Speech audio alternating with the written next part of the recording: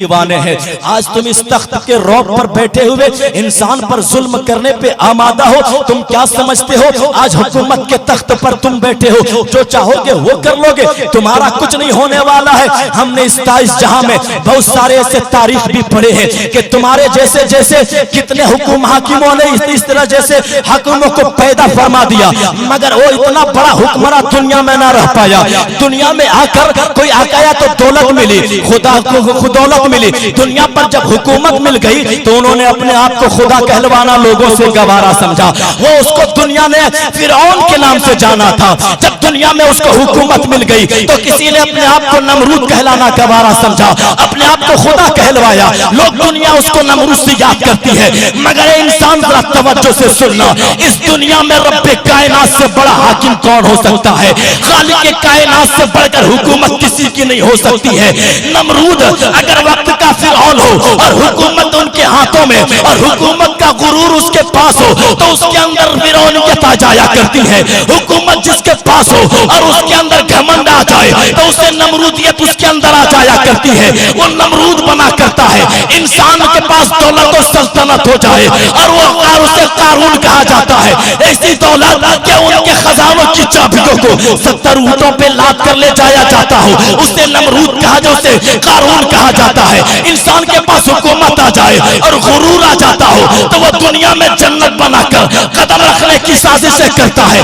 मगर लोगों सुनो, जब रब्बे कायनात चाहता है ना तो फिरौन की फिरौनियत को भी मार देता है दरिया में डुबाकर। नमरूद को मारना चाहता है तो एक मच्छर पैदा फरमाता है और नमरूद को हिलाक फरमा देता है। जब शद्दाद को मारना चाहता है तो उसके बनाए हुए जन्नत में कदम रखने से पहले रब्बे कायनात उसके गुरूर को तोड़ता है और सिर्फ दुनिया से उठा लेता है। मगर इंसान सुनो, दुनिया में दौलत हो, दुनिया में हुकूमत हो और गुरूर आ जाए तो नमरूदियत आती है। दुनिया में हुकूमत मिले और घमंड आ जाए तो फिर फिरौनियत आती है। दुनिया में दौलत मिले और गुरूर आ जाए तो शद्दाद बनता है।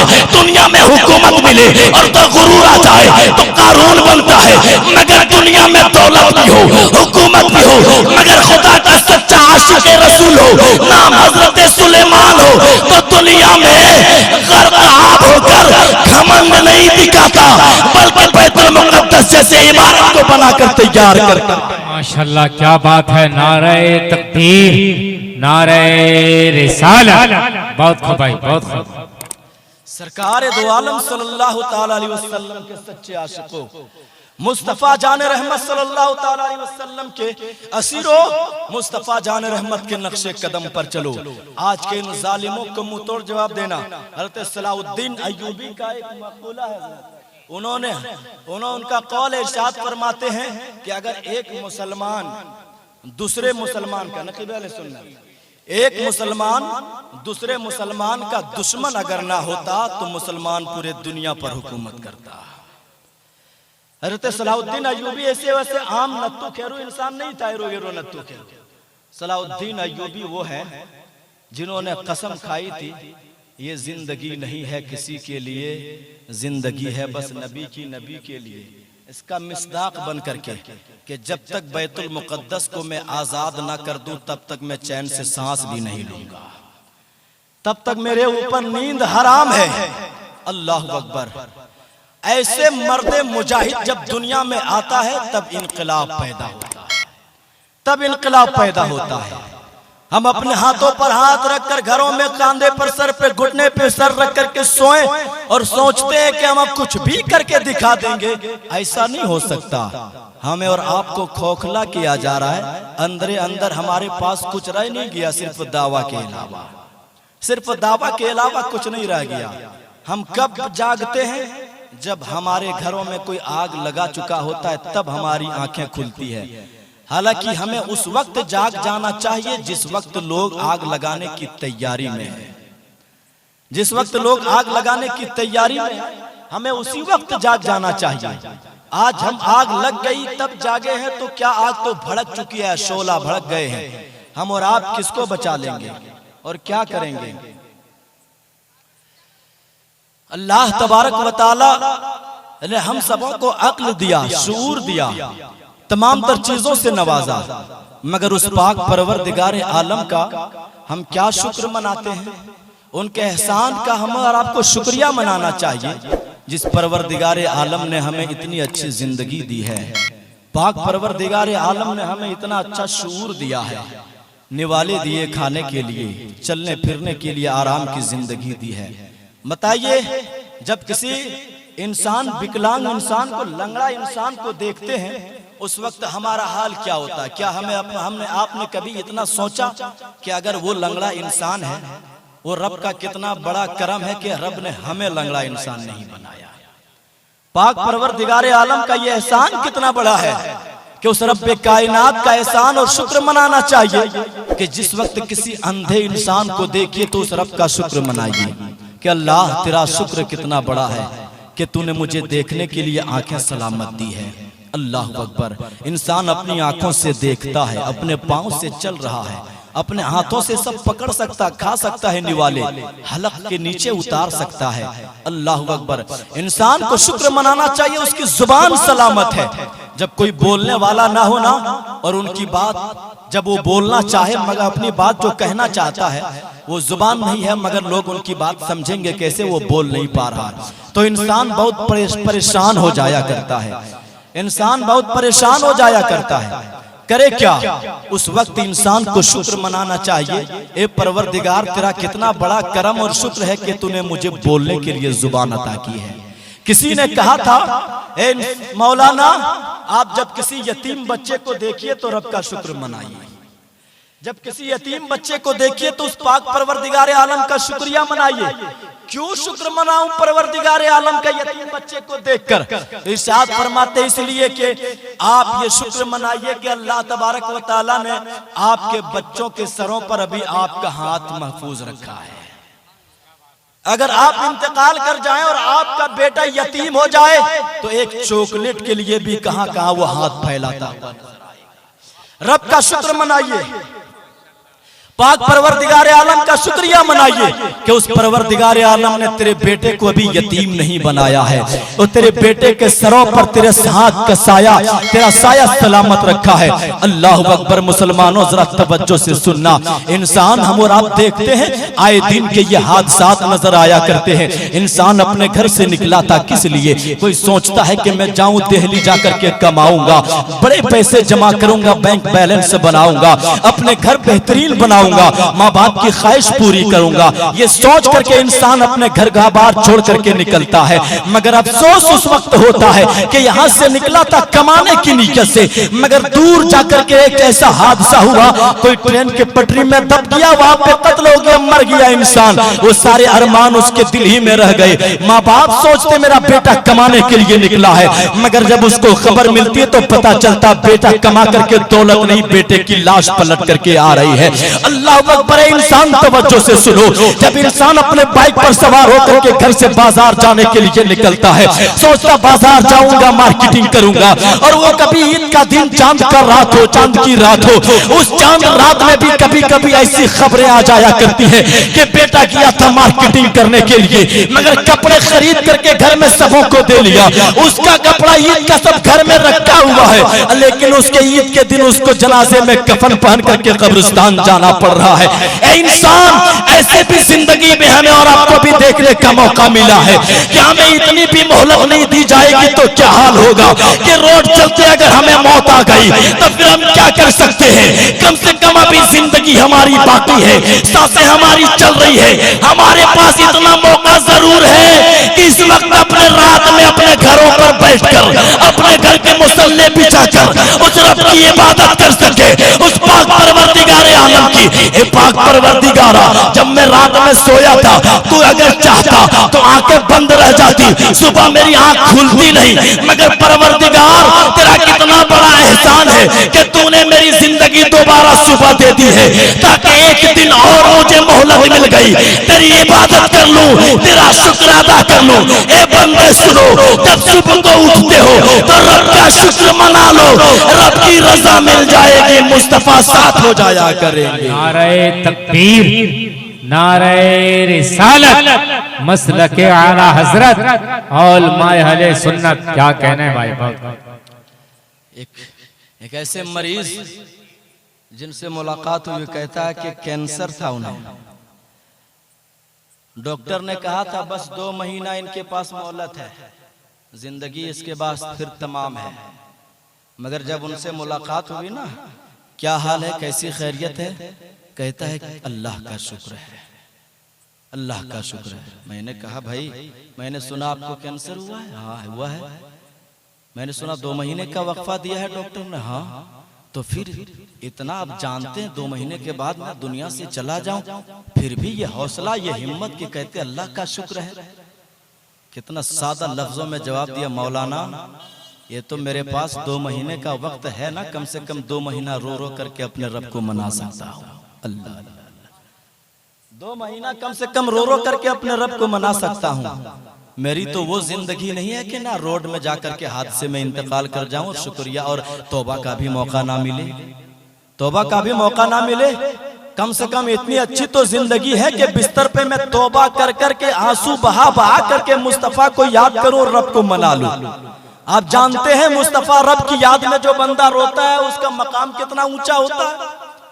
हमारे उस रब की याद में जो रोए और उसके आंख से जो आंसू के कतरात बहते हैं, उस आंसू की कीमत हम और आप जानते हैं। हमें तो बस हंसना आता है यारो, हमने हंस हंस करके अपनी जिंदगी नहीं बल्कि अपने कौम अपने समाज को बर्बाद, हमने सिर्फ कहा-बाजी किया है। हम रात में इसलिए हंस हंस करके रातें गुजार देते। बिलखुसूस मेरे नौजवान साथियों, आपके पास क्या है, जरा अपनी हैसियत को भी तो देखो। कब आ जाए इंसान जुल्म पे आमादा हो जाए। हमारा अपना भाई अगर 1 इंच हमसे जमीन में अगर कोई दबाना चाहे ना, तो दूसरा अपना खूनी रिश्ता भाई तैयार होता है हाथों में भाला और तलवार लेकर के मैं अपने हिस्से की 1 इंच भी जमीन नहीं दूंगा। और सिर्फ तैयार नहीं रहता बल्कि दुनिया में कितनी जगहों पे ये भी देखा कि अपने सगे भाई ने अपने सगे भाई का कत्ल कर डाला। किस लिए? सिर्फ 1 इंच 1 हाथ 1 बालिश जमीन के लिए। अल्लाह अकबर। जब हमारा अपना सगा भाई खूनी भाई 1 इंच जमीन लेने आए तो हम उसको देने के लिए तैयार नहीं। बता कल एक जालिम काफिर हमारी मस्जिद हमारी जमीन हमारे घर अगर लूटने के लिए तैयार वक्फ बिल पास करके घर लूट ले तो क्या हम उसके लिए मान ले आसानी के साथ? हम उसके लिए कुछ नहीं करेंगे। इस वक्फ बिल के खिलाफ आपने क्या किया? हम हाथ पे हाथ धरे बैठे हैं। हम समझते संभल में अभी मस्जिद टूट रही है, हम तो ठीक है। हम ये समझते कि यूपी में अभी गरीबों को मारा मुसलमानों को मारा जा रहा, हम तो अभी महफूज हैं। हम समझते कि बर्मा में मुसलमानों के बच्चों को तड़पाया जा रहा, यतीम बनाया जा रहा, हमारे बच्चे तो ठीक हैं। हम समझते कि फिलिस्तीन में बच्चे काटे जा रहे, हम तो ठीक हैं। क्या हम ये नहीं समझते कि रात इंदौरी ने बड़ा अच्छा शेर कहा था कि लगेगी आग तो आएंगे कई घर जद में, लगेगी आग तो आएंगे कई घर जद में। यहाँ पे सिर्फ हमारा मकान थोड़ी है, आग लगेगी तो क्या सिर्फ वो घर जलेगा, बगल पड़ोसी का घर नहीं जलेगा? जल सकता। आज संभल में हमला हुआ, जालिम सता रहे मुसलमानों को, तो क्या हमें छोड़ देगा? वो जानता है कि संभल के मुसलमानों को मारो, इस झारखंड के मुसलमान पे कोई फर्क नहीं पड़ता है, तो एक दिन झारखंड के मुसलमानों को मारो, बिहार के झारखंड में बिहार के मुसलमानों को फर्क नहीं पड़ेगा।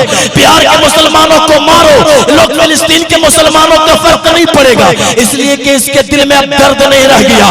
मगर सुन, जो नबी का सच्चा दीवाना होता है उन्हें मालूम होता है कुल्लु मुमिनिन इख्वा और कुल्लु मुमिन कुल्लु जसदुल वाहिदा, इर्शा कुल्लु जसदिल वाहिदा। फरमाते हर मोमिन एक जिस्म की तरह है, हर मोमिन भाई भाई की तरह है। एक भाई को चोट लगे दूसरे भाई को महसूस होता है, जिस्म में एक जगह चोट लगे पूरे जिस्म को एहसास होता है। इसी तरह तमाम मुसलमान एक भाई की तरह है। एक मुसलमान को सताया जाएगा, दूसरे मुसलमान खुद ब खुद परेशान होगा, और जब दूसरा मुसलमान परेशान होकर उसके मुवाफकत में जब अपनी आवाज उठाएगा तो जालिम अपने पंजे को मोड़ करके समेट कर घर बैठने पे मजबूर हो जाया करेगा।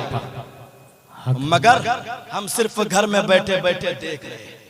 हमारे नौजवान बच्चे हैं, इन्हें संविधान ना मालूम है ना कानून मालूम है, कोई रद्दो बदल आए करके चले जाए उसे क्या मतलब। लेकिन सुनिए, यहाँ पे हमने क्रिकेट देखना एक दिन के लिए बंद नहीं किया। क्रिकेट हजरत महफिल में अगर बैठा हो यहाँ पे ना, तो कुछ नौजवान इसलिए महफिल में नहीं होगा कि वो क्रिकेट कहीं छूट ना जाए। ऐसा भी नौजवान होगा महफिल में इसलिए नहीं आया होगा कि कहीं वो मैच देखने से छूट ना जाए।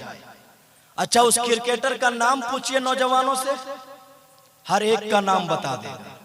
अच्छा, इंडिया का खिलाड़ी का नाम नहीं, पाकिस्तान, बांग्लादेश, श्रीलंका, अफ्रीका, अमेरिका, कहां कहां से आता है, सबों का एक एक करके नाम बता देगा, सबों को जानता है। मगर किसी नौजवान से खड़ा करके यहाँ पे पूछ दीजिए कि छठा कलमा कोई सुनाए नहीं मालूम। अफसोस हाय रे मुसलमान। किसी से पूछिए नबी को मानने वाले, हाँ नबी के दीवाने, कैसे नहीं मानेंगे। नबी को सिर्फ माना है, नबी के होलिये को नहीं माना आपने। बताइए नबी के कितने बेटे कितनी बेटियां, नबी कितने दिन तक इस दुनिया में जाहिरी जिंदगी उनकी रही, नहीं बता सकते। अल्लाह अकबर। नबी को माना, उनके होलिये को नहीं माना। ये नौजवान जो अपने आप को कहते हैं हम नबी के दीवाने हैं, नबी की दीवानगी सिर्फ यही है कि हम कह दे, नबी की दीवानगी सिर्फ यही है कि हम कबूल कर ले अपने दिल से, कहा नबी के दीवाने हैं। अपने आप को सिर्फ नबी का दीवाना कहने से नहीं होगा, नबी का दीवाना कहने के लिए नबी का होलिया अपने अंदर लाना होगा, उनका तरीका भी तो अपने अंदर लाना होगा, तब ना कोई नबी का सच्चा आशिक और दीवाना बन सकता है। अल्लाह अकबर। वो कर्न का एक सच्चा आशिक हो, नाम हजरत अवैसे करनी हो, नबी का सच्चा दीवाना हो, और अगर खबर मिल जाए कि ओहद के मैदान में मुस्तफा जान रहमत पर जालिमों ने तीरों की बारिशें की थी, पत्थरों के अंबार किए थे, और उसी पत्थर जाकर के मुस्तफा के दंदाने मुबारक में जाकर लगे, एक मुस्तफा जान रहमत का दांत का एक कोना शहीद हो गया है, तो ये सुन ले कर्न में रहने वाला दीवाना, तो उनकी दीवानगी में अपने तमाम दांत तोड़ ले कि मुस्तफा का पता नहीं कौन से दंदान कौन से दांत शहीद हुए हैं, पता नहीं हम कैसे दीवाने हैं। हमें मालूम है मुस्तफा के चेहरे पे दाढ़ी थी, मगर नौजवान दाढ़ी सजाएगा नहीं। हमें मालूम है नमाज आंखों की ठंडक मुस्तफा की है, मगर नौजवान नमाज पढ़ेगा नहीं। हमें मालूम है कि मुस्तफा की चलन और गुफ्तार कैसे थे, गरीबों को सताया ना करते थे, मगर नौजवान मुसलमान मानेगा नहीं। जिस दिन हमने नबी का तरीका छोड़ दिया, उसी दिन मेरे घर बर्बादी आ गई। लेकिन सुनो, जिसने नबी का तरीका छोड़ा, दुनिया में ना रह करके भी वो आबाद नजर आता है। नारे तकबीर, नारे रिसालत, सुन्नते मुस्तफा कॉन्फ्रेंस, अल्लामा शाहिद रजा साहब क़िबला। आज की तारीख हंसने का दिन, हंसने का जमाना नहीं है। रोइए, रोने वाला जब रोता है ना, तो अबू बकर सिद्दीक का ताज, अपने सदाकत का ताज सर पे रखता है। कयामत का दिन होगा, आखिरी बात गुफ्तगू समेटूंगा। कयामत का दिन होगा, तमाम तर लोग महशर में भागेंगे, जहन्नम की आग भड़काई जाएगी। याद रखना, कुरान फरमाता है वक़ूदुहुन नास वल हिजारा, इंसान और पत्थर को जहन्नम का ईंधन बनाया जाएगा। इंसान और पत्थर को जहन्नम का ईंधन बनाया जाएगा। इसलिए उससे पहले रब ने फरमाया अय्युहल्लज़ीना आमनू क़ू अनफुसकुम व अहलीकुम नारा, ए ईमान वालों अपने आप को और अपने अहल व अयाल को जहन्नम की आग से बचाओ। क्यों बचाओ? इसलिए कि हो सकता हो तुम ही जहन्नम का ईंधन ना बन जाओ। कयामत के दिन आदम अलैहिस्सलाम को हुक्म देगा कि जन्नतियों को निकालो, कितने में कितने को निकालो और जन्नत भेजो और जहन्नमियों को जहन्नम में भेजो। तो जरा तवज्जो से सुनना मुसलमानों, बहुत ही अफसोस और दर्दनाक बात है। इरशाद फरमाएगा परवरदिगार, ए आदम सुनो, ये 1000 लोग एक लाइन में जहाँ पे खड़ा है ना, उन 1000 लोगों में से एक को निकालो, जन्नत भेजो, 999 को जहन्नम भेज दो। बारे शरीयत उठाकर पढ़िए, 1000 में 999 लोगों को जहन्नम और एक आदमी को जन्नत भेजा जाएगा। बताइए, इनमें से इतने लोग हैं, हमें मालूम है कि हम उनमें से एक में से होंगे कि 999 में से? हम एक होंगे उनमें से जो जन्नत जाने वाला होगा, या 999 में से हो जाए तो क्या हाल होगा जो जहन्नम में जाने वाला होगा? मगर इरशाद फरमाते कि जब जहन्नम की आग भड़काई जाएगी, इंसान भागेगा, आग की लपट बढ़ेगी, इंसान भागेगा, आग कम नहीं होगी, इंसान बेकरार होगा, फिर भी आग कम ना होगी, इंसान तड़पेगा, कहां कहां नहीं जाएगा, आदम के पास जाएगा मगर आदम की आदमियत अपनी जगह, इब्राहिम के पास जाएगा मगर इब्राहिम की खुल्लत अपनी जगह, इस्माइल के पास जाएगा, इस्माइल की ज़बीहियत अपनी जगह, मूसा मूसा के पास जाएगा, मूसा कलीम की कलामत अपनी जगह, हजरत ईसा के पास जाएगा, ईसा रूहुल्लाह की रूहियत अपनी जगह। मगर ए लोगों सुनो, जब इंसान नफ्सा नफ्सी के आलम में होगा, सारे नबी जहां पर कहेंगे इज़हबू इला गैरी, इज़हबू इला गैरी, इज़हबू इला गैरी, जा तू किसी और के पास चला जा, जा तू किसी और के पास चला जा, वहां कोई और नहीं होगा, कोई किसी की मदद के लिए आएगा तो ना माँ होंगी, ना बाप होगा, ना भाई होंगे, ना बिरादरान होंगे, ना रिश्तेदार होंगे, ना दोस्त अहबाब होगा। वहां पे कोई हमारी मदद के लिए आएंगे तो आमिना के दिलबर होंगे, अब्दुल्ला के लख्ते जिगर होंगे, अब्दुल मुत्तलिब के नूरे नजर होंगे, चांद से ज्यादा चमकदार चेहरा होगा, नूरानी वक्तुहा चेहरा वाला, वल्लैल जुल्फे वाले मुस्तफा जान रहमत होंगे, सरकारे दो आलम होंगे। तमाम तर लोग उस आग को देखकर घबराएंगे, या रसूल अल्लाह मदद फरमाइए, या रसूल अल्लाह अग़िज़नी, या रसूल अल्लाह उन्ज़ुर हालना, या हबीब अल्लाह इस्मा क़ालना। मगर कौन मदद करने वाला होगा?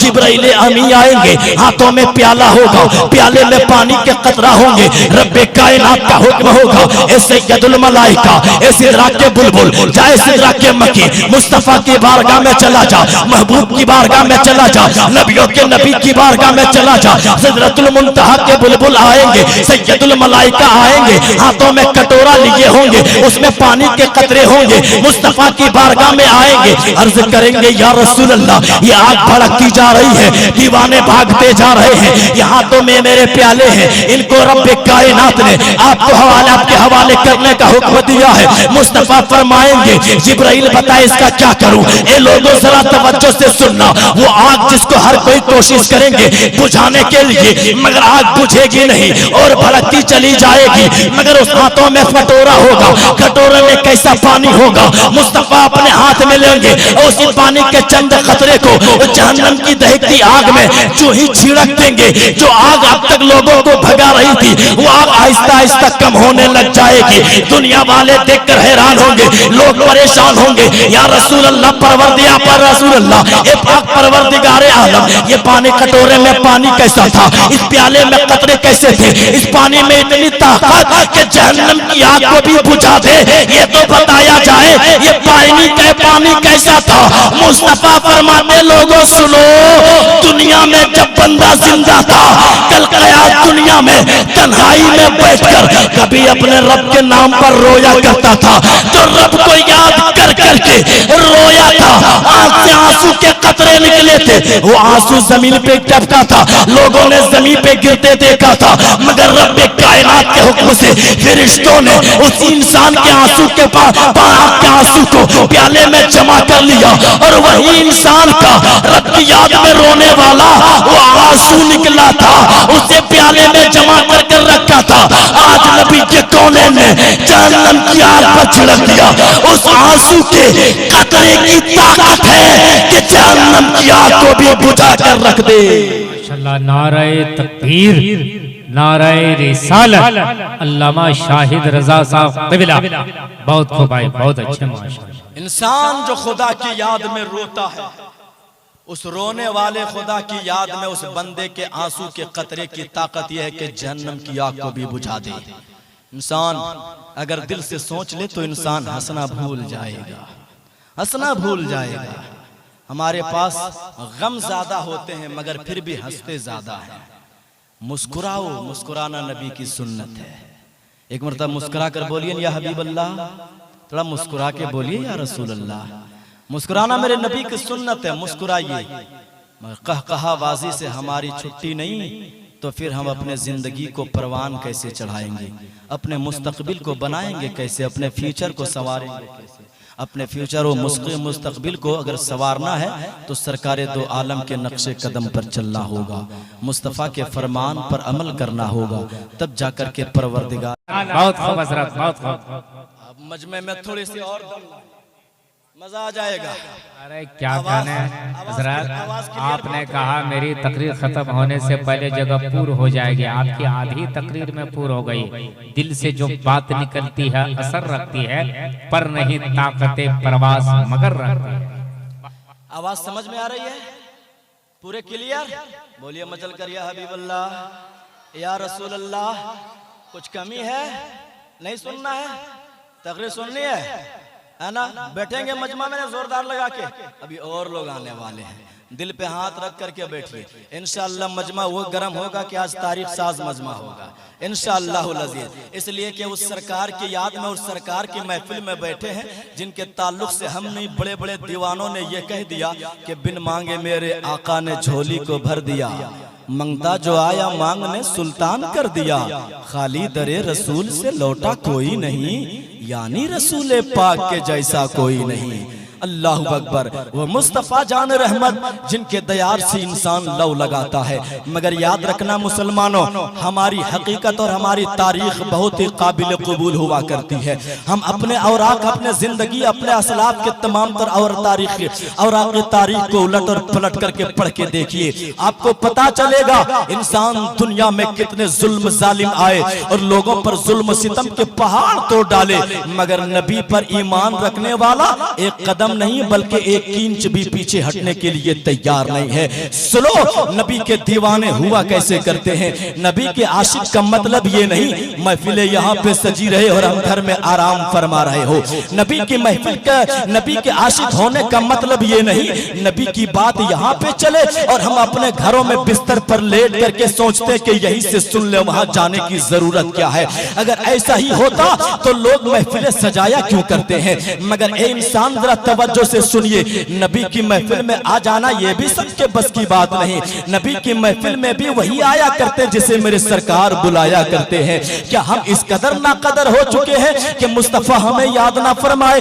इस तरह हम नालायक हो चुके हैं कि मुस्तफा हमें अपनी महफिल में आने ना दे। हम इस लायक तो बन जाए कि मुस्तफा अपने यहाँ पे बुला ले। हमने देखा ना 2 दिन पहले यहाँ से कितने लोग, इस इलाके से कितने लोग नबी की बारगाह में जाने के लिए रवाना हो गए। अपने घर बार को सबने छोड़ा, अपने बाल बच्चों की मोहब्बत को यहीं पे रखा। सब एक जमात, इस इलाके से 70 लोगों की जमात निकली थी और नबी के बारगाह में पहुंचने के लिए रवा दमा। अभी तक पहुंचा नहीं, दिल्ली में जाके स्टॉपेज मारा है, वहां से उड़ान मारेगा, नबी की बारगाह में पहुंचने के लिए तैयार है। बता, ये यहां से उठेगा दीवाना, मुस्तफा के नगरी मदीना में जाकर हाजिरी देने के लिए तैयार है। और हम कैसे दीवाने हैं, अपने घर को छोड़कर अपने बस्ती के इस महफिल में नबी के नहीं आ पाते हैं। ये दीवानगी का मतलब ये नहीं। दीवानगी अगर ऐसी हो कि जब मदीने में घूमने वाला घूमे उसको लोग देखे तो मजनू कहे, गंदा कपड़ा पहने लोग दीवाना कहे, लोग देखे तो मजनू कहे, कपड़ा गंदा हो, रंग काला कलोटा हो, मगर आशिक रसूल इतना बड़ा हो कि मुस्तफा मेराज की रात में सिदरतुल मुंतहा से आगे जाए, अर्श आज़म को पार करे, आसमान से आगे जाए, लामका पर पहुंचे, जन्नत की सैर करे, तो मुस्तफा जब पलट कर आता हो तो मुलाकात हजरत बिलाल से हो जाती है। तो बिलाल को नबी फरमाते, बिलाल मैंने तेरे कदमों की आहट को जन्नत में चलते हुए सुना है। मैंने पूछा, बोल बिलाल तेरे मकाम और रुतबे इतने कैसे बढ़ गए। तो आवाज आएगी आलम तकय्युलात में, ए लोगों सुनो, ये अपने दम की बिना पर नहीं, ये मुस्तफा के कदम की बिना पर मुस्तफा मिला। नारे तकबीर, नारे रिसालत, सुन्नते मुस्तफा कॉन्फ्रेंस और माए सुन्नत। क्या कहने भाई, बहुत आज इंसान मारा मारा फिर रहा है। पूरे दुनिया, पूरे हिंदुस्तान की हालात को देखिए, इस पे नजर डालिए जरा एक बार। आज हम तन्हा एक सोच करके, अकेला अकेला रह करके सोचते हैं कि हम कामयाब हैं, हम कामयाब हैं, हम कामयाब हैं। एक अकेला इंसान अपने घर में